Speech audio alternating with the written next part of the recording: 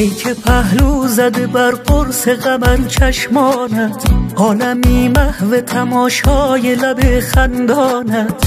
من نگویم سخنی جز سخن از خنده تو، چه شود سر بگذارم به روی دامانت.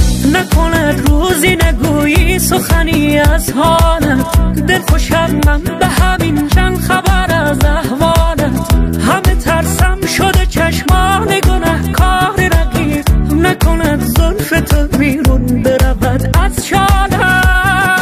وای از چشم جادوگر تو، کاش من بنشینم بر تو ای جان، که تو تاج سرمی پیشان نیمه دیگرمی. جانم تو چه خوش نشستی به قلب ویرانم، از همان لحظه که دیدمت پریشانم. جانم لحظه ای بدون تو نتوانم. جانم تو چه خوش نشستی به قلب ویرانم، از همان لحظه که دیدمت پریشانم. جانم لحظه ای بدون تو نتوانم.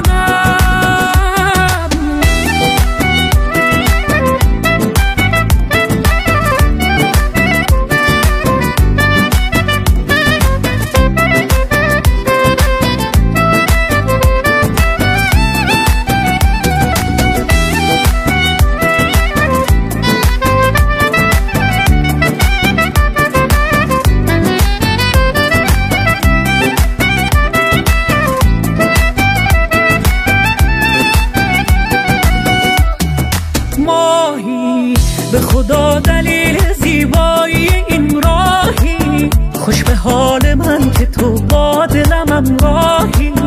تو خودت شاهی جان جانانی، نکند با من نمانی. وای از چشم جادوگر تو، کاش من بنشینم بر تو ای جان، که تو تاج سرمی پیشان نیمه دیگرم.